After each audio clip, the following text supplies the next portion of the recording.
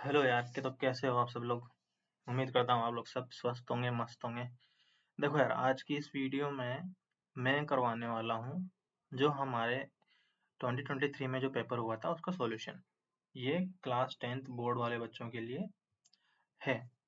तो जो 23 में एग्ज़ाम हुआ था उसके जितने भी क्वेश्चन थे वो क्वेश्चन मैंने इसमें ऐड कर दिए हैं और उनको हम धीरे धीरे सॉल्व करते हैं। और मैं एक एक चीज़ इसमें बताने वाला हूँ कि आपको कैसे सॉल्व करना है। तो जैसे जो बच्चे ये सोचते हैं कि यार मेरे से क्वेश्चन सोल्व नहीं हो पाते हैं या मेरे को लगता है कि मेरे मार्क्स कम आएंगे, तो ऑब्वियसली यार पीवाईक्यू करने से तुम्हारे मार्क्स बढ़ेंगे, क्योंकि कुछ क्वेश्चन ऐसे होते हैं जो रिपीट हो जाएंगे या कुछ वैसे ही पैटर्न के क्वेश्चन जो है आपके एग्जाम में आने वाले हैं। तो ये जो वीडियो है आप सबके लिए इम्पोर्टेंट है अगर आप 10th बोर्ड के एग्जाम की तैयारी कर रहे हैं तो चलिए शुरू करते हैं इस वीडियो को। देखो भाई, पहला क्वेश्चन जो है वो रियल नंबर चैप्टर से है। पहला question, if the HCF of 360। देखो यार, मैं इस वीडियो में क्वेश्चन के साथ साथ उसके कॉन्सेप्ट बताते हुए चलूंगा, तो आपको ये याद रखना है कि क्वेश्चन के साथ साथ कॉन्सेप्ट भी देखना है। ठीक है, देखो सबसे पहले, if HCF of 360 and 64 is 8, इन दोनों का एचसीएफ जो है वो 8 है, then their LCM is what. तो देखो सबसे पहले यार कॉन्सेप्ट बताता हूँ मैं कि अगर हमारे पास कोई दो नंबर है ए एंड बी, तो जो ए एंड बी का जो मल्टीप्लिकेशन होता है ना वो ए और बी के एचसीएफ और उनके एलसीएम के मल्टीप्लिकेशन के इक्वल आता है। ठीक है, ये हमारे पास फॉर्मूला होता है कि नंबर का मल्टीप्लिकेशन उनके एचसीएफ और एलसीएम के मल्टीप्लिकेशन के बराबर आता है। तो एचसीएफ हमको दिया हुआ है 360, है ना। सॉरी, नंबर दिए हुए 360 एंड 64। तो एचसीएफ की जगह हम रख देते हैं 8 और ये हमारा एलसीएम हो जाएगा। तो हमको निकालना क्या है भाई, एलसीएम निकालना है। तो 8 से 64 कैंसिल आउट हो जाएगा 8 टाइम्स, और हाँ मल्टीप्लाई कर दो 8 इंटू 0 0, और 6 6 48, कैरी हो गया 4, 8 24, 24 और 4 28।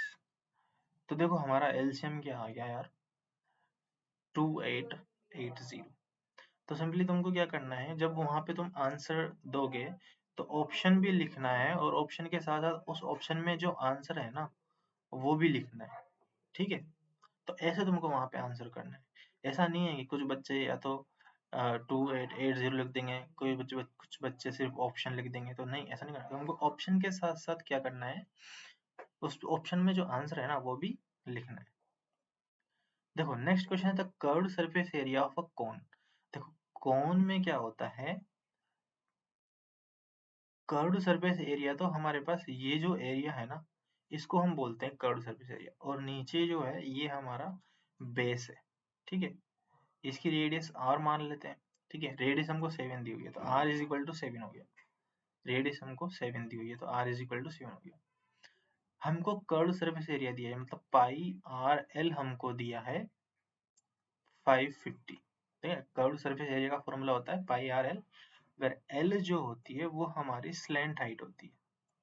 क्या होती है, स्लैंट हाइट होती है, मतलब ये वाली जो हाइट होती है इसको हम एल बोलते हैं। ठीक है, हमसे क्या पूछा है, इट्स स्लैंट हाइट, मतलब एल की ही वैल्यू पूछी है बेसिकली। तो एल की वैल्यू क्या हो जाएगी, 550 अपॉन पाई आर। तो एल की वैल्यू क्या हो जाएगी, 550 अपॉन पाई की वैल्यू है 22 इंटू 7, ऊपर चला जाएगा और 7। ठीक है, आर की वैल्यू 7 से 7 कैंसिल आउट हो गया। देखो 2 से कट कर दो, 2 से 11 टाइम्स और 2 से ये 2 2 जा 4, 7 2 जा 14 और 275 टाइम्स। 11 से इसको कट कर दो। ठीक है, 11 से जब इसको कट करोगे तो 11 2 जा 22 और ये 5 25। तो हमारी स्लैंट हाइट जो है वो 25 सेंटीमीटर आ गई, मतलब हमारा बी ऑप्शन सही होगा। तो जब हम लिखेंगे तो हम कैसे लिखेंगे कि हमारा बी ऑप्शन सही है और उसमें आंसर क्या है, 25 सेंटीमीटर। ठीक है, ये हमारे पास कर्व्ड सरफेस एरिया का फॉर्मूला होता है पाई आर एल। ठीक है, आई होप ये फॉर्मूला भी अब तुम लोगों को याद रहेगा। अगला क्वेश्चन है, देखो टू कॉइन्स आर टोस्ड टुगेदर। जब दो कॉइन को हम टॉस करेंगे एक साथ, the probability of getting 8 most 2 heads. देखो जब दो कोइन को हम थ्रो करते हैं, कोइन के एक तरफ होता है हेड, एक तरफ होता है टेल। तो जब हम कॉइन्स को थ्रो करेंगे तो लेट्स सपोज पहला जो कॉइन हमने थ्रो किया उस पे आ गया हेड, तो दूसरे कॉइन जब हम थ्रो करेंगे तो उस पे हेड भी आ सकता है और उस पे टेल भी आ सकता है। तो हेड के साथ हमको एक बार हेड मिल गया और एक बार टेल मिल गया। लेट्स सपोज पहले वाले पे टेल था तो दूसरे वाले पे टेल के साथ हेड आ सकता है और टेल के साथ टेल भी आ सकता है। तो ये हो गया। इसने बोला 8 मोस्ट 2 हेड्स। 8 मोस्ट 2 हेड्स मतलब कि ज्यादा से ज्यादा हमको 2 ही हेड मिलने चाहिए, उससे कम हमको कितने मिले। ठीक है, तो उससे कम या तो 2 मिल जाए, 8 मोस्ट 2 का मतलब 2 मिले, 1 मिले या फिर 0 मिले। तो 2 मिले, 1 मिले या फिर 0 मिले, है ना। तो टोटल जो हो गया हमारे पास क्या, 8 मोस्ट 2 हेड। अच्छा 8 मोस्ट 2 ही हेड आ सकते हैं ना, तो इसमें हमारे पास आंसर क्या होगा भाई, टोटल आउटकम है 4, head head head tail tail head. 8 most 2 head का क्या मतलब हो गया कि ज्यादा से ज्यादा 2 हेड आए, है ना। तो कम से कम तो कितने ही आ सकते हैं, तो कम से कम हो सकता है एक भी हेड ना आए, हो सकता है एक हेड आए या फिर एटमोस्ट दो। तो 4/4 मतलब अन हमारा आंसर हो जाएगा, मतलब डी ऑप्शन हमारा सही हो जाएगा। इस भाई ने फर्स्ट लगा रखा है, इसका मतलब इसका गलत हो गया। चलो अगला क्वेश्चन है, if the quadratic equation 9x² plus bx plus 1/4 has equal roots. देखो इक्वल रूट्स है मतलब हमारे पास इक्वेशन क्या है, 9x² plus bx plus 4 is equal to 0। इसके इक्वल रूट्स है मतलब अल्फा है, दूसरा रूट भी अल्फा है। तो अल्फा अगर अल्फा मतलब दोनों रूट सेम है तो हमारे पास प्रॉपर्टी होती है, अगर हमारे पास ax² plus bx plus c is equal to 0 एक क्वाड्रेटिक इक्वेशन है, तो अगर इसके रूट अल्फा और बीटा है तो अल्फा प्लस बीटा तो हमारे पास माइनस बी अपॉन ए बनता है ना, और अल्फा इंटू बीटा हमारे पास सी अपॉन ए बनता है। तो हम क्या करेंगे यहाँ पे अल्फा इंटू अल्फा मतलब प्रोडक्ट निकालेंगे। प्रोडक्ट क्या होता है, सी अपॉन है। सी की वैल्यू कितनी है 1/4 और ए की वैल्यू कितनी है 9। तो alpha square is equal to ये जो है मल्टीप्लाई हो जाएगा यहीं पे, 9 4 36। तो यहाँ से हम निकाल सकते हैं कि अल्फा हमारा क्या है प्लस माइनस 1/6 है। ठीक है, तो यहाँ से हमको पता लग रहा है कि अल्फा अभी इसके जो रूट होंगे या तो +1/6 होगा या फिर -1/6 होगा, दोनों में से कुछ भी ले लो, है ना। +-1/6 ले लेते हैं। हमको क्या बोला है, देन वैल्यू ऑफ बी, हमसे वैल्यू ऑफ बी पूछी है। तो अल्फा प्लस अल्फा दोनों का सम किसके इक्वल आएगा, -b/9। तो alpha plus alpha 2 alpha, 2 alpha is equal to -b/9। तो यहाँ से हमारे पास क्या हो जाएगा, b इज इक्वल टू -18/अल्फा। अल्फा की वैल्यू पुट कर देंगे +-1/6। तो b की वैल्यू आ जाएगी, इससे ये 3 टाइम्स कैंसिल आउट हो जाएगा, तो b की वैल्यू आ जाएगी +-3। दैट मीन्स और ऑप्शन डी इज ट्रू। ठीक है, चलो क्वेश्चन नंबर 4 देखो, tan a is equal to 2/5 दिया है और वैल्यू पूछी है cos और साइन में हमको निकालना है। तो देखो पहली बात तो ट्रिगोनोमेट्री रेशियो tan a जो होता है ना वो होता है परपेंडिकुलर अपॉन बेस होता है। ठीक है, tan a is equal to perpendicular upon base. हम क्या करते हैं, अब देखो ट्रिगोनोमेट्री रेशियो हमेशा किस में लगाते हैं, राइट एंगुलर ट्रायंगल में, राइट एंगल ट्रायंगल में। तो इसको a मान लो, इसको b मान लो और इसको c मान लो। एंगल ए के करस्पॉन्डिंग परपेंडिकुलर ये होगा, बेस ये होगा। तो परपेंडिकुलर हमारा कितना है 2 है और बेस हमारा 5। तो हाइपोटेनस कितना होगा, हाइपोटेनस पाइथागोरस थ्योरम से निकाल लेंगे हम। Hypotenuse square is equal to base square plus perpendicular square. तो देखो hypotenuse square is equal to base square, base हमारा कितना है 5, 5 स्क्वायर इज 24 और परपेंडिकुलर मतलब 4, मतलब हमारे पास h आ गया √29। ठीक है, यहाँ से √29 आ गया हमारा बेस। ठीक है, हमको भी वैल्यू निकालनी है 1 माइनस कोस स्क्वायर। पहली बात देखो 1 minus cos square A is basically sine square है ना, साइन स्क्वायर। और 1 minus sine square is cos square है। तो अच्छा ये तो डायरेक्ट ही बन गया, tan ए का होल स्क्वायर, है ना, साइन अपॉन कॉस बन गया ना, और टेन ए की वैल्यू हमको 2/5 दिया हुआ है, तो 2/5 मतलब 4/5, 4/25 हमारा आंसर हो जाएगा। कौन सा ऑप्शन? B option. देखो इसको ऐसे करने की जरूरत नहीं थी, ऐसे भी करने की जरूरत नहीं थी, ठीक है। चलो question number 6, median and mode of distribution are 25 and 21 respectively, mean of the data using empirical relationship। देखो empirical relationship जो होती है ना, empirical रिलेशन एम्पिरिकल रिलेशन जो होता है ना, वो क्या करता है कि हमको रिलेशन देता है बिटवीन मीडियन मोड और हमारा हो गया मीडियन मोड और मीन के बीच में रिलेशन देता है, ठीक है। तो हमारा तो जो एम्पिरिकल फॉर्मूला होता है ना, एम्पिरिकल रिलेशन जो होता है वो होता है mode is equal to mode is equal to 2 into median minus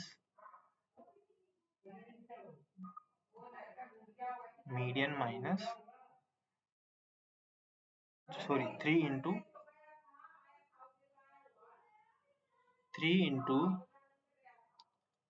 median minus 2 into mean. हमको क्या निकालना है? मीन ऑफ द डेटा निकालना है, मतलब हमको मीन निकालना है। मोड हमको दिया हुआ है, मोड की वैल्यू पुट कर दो यहाँ पे। मीडियन तो हमको दिया हुआ है 25, मोड हमको दिया हुआ है 21, माइनस 2 इंटू मीन को थोड़ी देर के लिए एक्स मान लेते हैं, तो 2x को इधर लेके आ जाओ, तो ये हो जाएगा प्लस 2x, और 25 था 75 माइनस 21, तो 2x की वैल्यू हो जाएगी 5 में से 1 गया 4, 7 में से 2 गया 5, तो यहाँ से x की वैल्यू हमारे पास कितनी आ जाएगी? 2 2 सा 4, 27, so 27 is the answer. So option A हमारे पास सही आंसर हो जाएगा। तो ये एम्पिरिकल फॉर्मूला है, इसको जरूर याद रखना, मैं भी भूल जाता हूँ बार बार, तो हम लोग भी इसको ध्यान रखें। मोड इज इक्वल टू 3, इसको ऐसे याद रख सकते हैं, देखना मोड जो है ना वो हमेशा 32 नंबर की गाड़ी में जाता है, 32 नंबर की गाड़ी में जाता है। क्या लेके जाता है भाई साहब? डंडा लेके जाता है।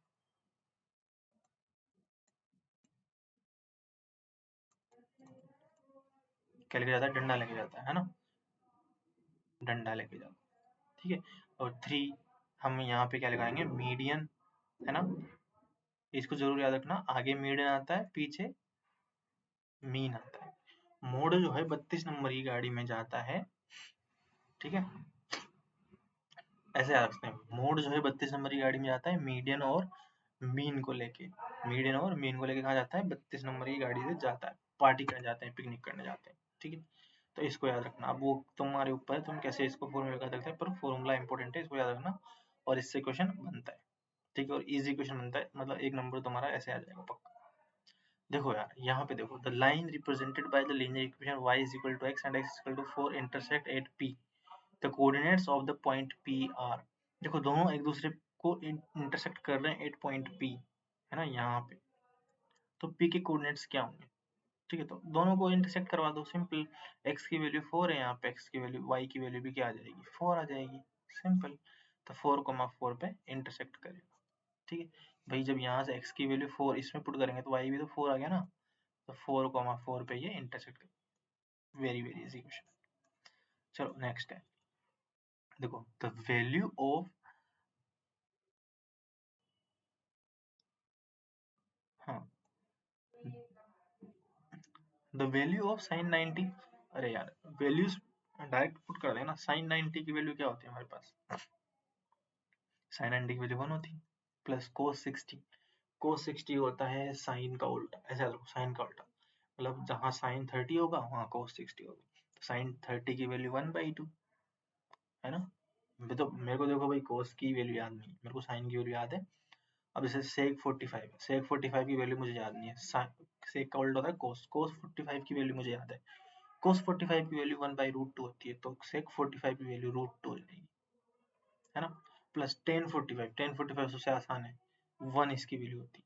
ये ऊपर क्या बन गया 2 + 1 3 है ना, 3/2 अपॉन 1 + √2। अब ऐसा तो आंसर हमको नहीं दिख रहा है ना, दिख रहा है नहीं दिख रहा है।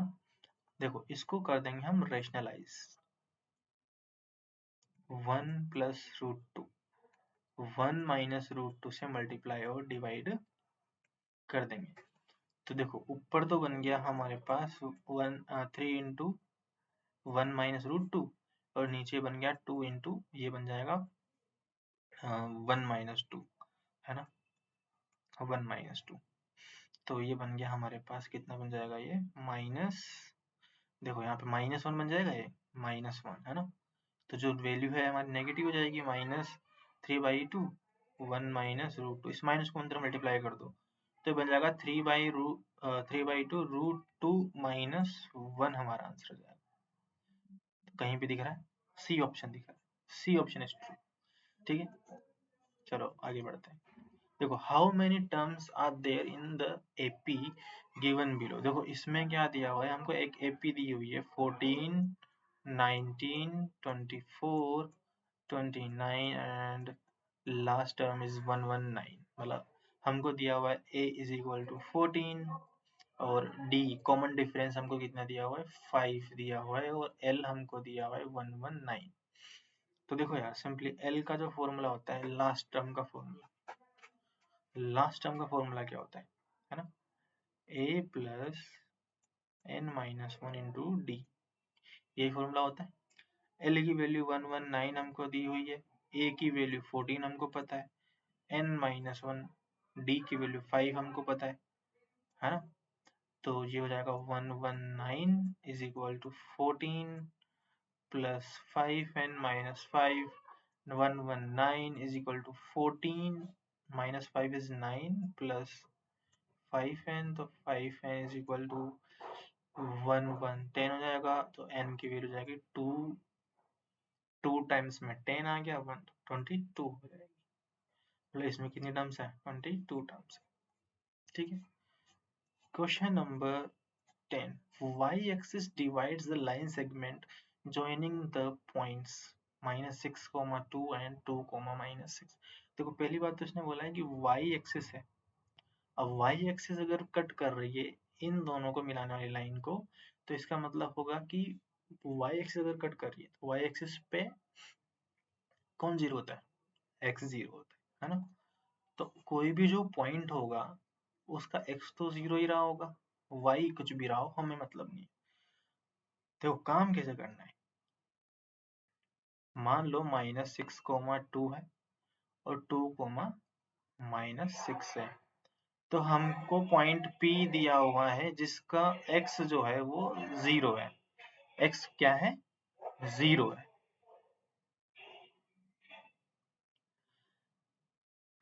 तो x क्या है हमारा 0 है। लेट सपोज इसको ये k/1 में डिवाइड कर रही है ना। तो k/1 में डिवाइड कर रही है तो हम क्या करते हैं, जब सोल्व करते हैं तो हम क्या करते हैं, k को इस साइड वाले को मल्टीप्लाई करते हैं इस साइड और इस साइड वाले को मल्टीप्लाई करते हैं इस साइड, तो k मल्टीप्लाई होगा। तो हम क्या करते हैं x कोऑर्डिनेट निकाल लेते हैं क्योंकि हमको x कोऑर्डिनेट पता है ना p का, तो उसे कंपेयर कर देंगे। तो k × 2 है ना और -6 अपॉन k + 1 = 0। तो यहाँ से 2k - 6 = 0 और k की वैल्यू हमारे पास क्या आ गई 3 आ गई। इसका मतलब हमारा जो रेशियो है वो 3/1 हो गया। Simple 3/1, C option true. कितना आसान क्वेश्चन था है ना। देखो 9 sec स्क्वायर a - 10 स्क्वायर, देखो कितना सिंपल है। 9 कॉमन ले लो भाई साहब है ना, 9 कॉमन ले लोगे तो 1 sec स्क्वायर a - 10 स्क्वायर है और इसकी वैल्यू तो हमको पता है सिंपली 1 के इक्वल होती है। तो 9 × 1 = 9 हमारा आंसर हो गया। क्वेश्चन नंबर 11 का आंसर हो जाएगा ऑप्शन ए। ठीक है 9। देखो the string of a kite in air is 50 metre long. देखो जब हम पतंग उड़ाते हैं तो जो उसकी स्ट्रिंग होती है वो हमको दी हुई है 50 मीटर। ठीक है, तो हमको वही राइट एंगल ट्राइंगल बना दो, सोल्व कर दो फटाफट। And it makes an angle of 60 degree with horizontal, assuming the string to be straight। string जो है बिल्कुल straight है, उसमें कोई ढील नहीं है। the height of the kite from the ground, ये हमको निकालना है। तो जो hypotenuse और perpendicular, ये perpendicular है ना, एंगल के सामने जो होता है वो perpendicular होता है। तो ऐसा कौन सा रेशियो है, कौन सा ट्रिग्नोमेट्रिक रेशियो है जो हमको हाइपोटेनियस और परपेंडिकुलर में रिलेशन देता है? तो वो होता है साइन। तो साइन 60 का हम यूज कर लेंगे। Sine 60 is equal to perpendicular upon hypotenuse. तो h इज इक्वल टू हो जाएगा 50 इंटू साइन 60। तो h की वैल्यू हमारे पास कितनी हो जाएगी? देखो साइन 60 की वैल्यू होती है √3/2, है ना। तो √3/2, √3/2 से 25 टाइम्स कैंसिल आउट हो गया, तो ये हो जाएगा 25√2, है ना। 25√2, 25 सॉरी √3, है ना। 25√3, डी ऑप्शन हमारा ट्रू है। देखो आगे देखो क्या दिया है। The area of the sector of angle alpha of the circle with radius R. तो डायरेक्ट फॉर्मूला हो गया। हमको क्या दिया है, एक सेक्टर दिया हुआ है जो एंगल अल्फा में है और उसकी रेडियस जो है सर्कल की वो आर है। तो देखो इसका सिंपल सा मैं बता देता हूँ तुमको तरीका, कि अगर फॉर्मूला याद नहीं रहता है तो, कि देखो यार सिंपल तरीका है कि जो एंगल बनता है पूरा 360 बनता है। तो 360 एंगल के लिए हमारे पास कितना एरिया बनता है, पाई आर स्क्वायर। तो 1 डिग्री एंगल के लिए हमारे पास कितना एंगल एरिया बनेगा, पाई आर स्क्वायर अपॉन 360। पर एंगल उसने अल्फा दिया है, तो अल्फा डिग्री एंगल के लिए हमारे पास alpha upon 360 into pi are square, है ना। कैपिटल आर है तो कैपिटल आर ले लो। तो alpha upon 360 into pi are square, alpha upon 360, alpha upon 360 into pi are square. ये ऑप्शन हमारा टूट जाएगा डी वाला। देखो अगला क्वेश्चन क्या है। From a point P, two tangents PQ and PR are drawn to a circle with center O, है ना। T is a point on the major arc, T major arc पे कोई point है QR of the circle if angle QPR is 50। ये angle हमको 50 दिया हुआ है। तो देखो हमको पता है यार, सिंपल सा बेसिक आइडिया ये होता है यहाँ पे करने के लिए, कि अगर हमारे पास एक सर्कल है ना, तो यहाँ पे सेंटर पे जो एंगल बनता है और यहाँ अगर हम टेंजेंट बनाए तो यहाँ पे जो एंगल बनता है, क्योंकि टेंजेंट और रेडियस हमेशा 90-90 पे होते हैं, तो इन दोनों का सम 180 हो गया, है ना। भाई टेंजेंट और रेडियस हमेशा क्या होती है, 90 डिग्री पे कट करती है, तो 90 + 90 180 हो गया। बाकी ये जो दो एंगल बचे इनका सम भी तो 180 होगा ना। तो ये डायरेक्ट माइंड में क्लिक होनी चाहिए कि ये जब दो टेंजेंट्स हम लोग बनाते हैं तो उन दोनों के बीच में सेंटर पे और वर्टेक्स पे जो एंगल होता है उनका सम 180 होता है। तो अगर ये एंगल 50 है तो ऑब्वियसली ये एंगल हमारा कितना हो जाएगा, 130, है ना। और हमको एक सर्कल की थ्योरम पता हो तो सर्कल में होता है कि भाई साहब अगर कोई कोड है जितना एंगल सेंटर में बनाती है उसका आधा सर्कल पे बनाती है। अगर यहाँ 2 थीटा है तो यहाँ पे थीटा ही बनेगा। तो ये जो है आर्क, है ना, इसको कोड मान लो पी क्यू क्यू आर को, ये सेंटर पे 130 बना रही, तो यहाँ पे कितना एंगल बनाएगी, 130 का आधा 65। तो हमारा ऑप्शन सी सही हो जाएगा। ठीक है, वेरी गुड। देखो द पेयर लीनियर इक्वेशन दिखाना है, कंसिस्टेंट है, इनकंसिस्टेंट है, मैनी सॉल्यूशन या यूनिक सॉल्यूशन, जो भी है। हमारा काम क्या होता है बेसिकली, देखो a1x plus b1y plus c1 is equal to 0, a2x plus b2y plus c2 is equal to 0। अगर हम रेशियो निकालते हैं, है ना, तो अगर हमारे पास a1 upon a2 not equal to b1 upon b2 आ जाता है तो यूनिक सॉल्यूशन होता है ना, यूनिक सॉल्यूशन।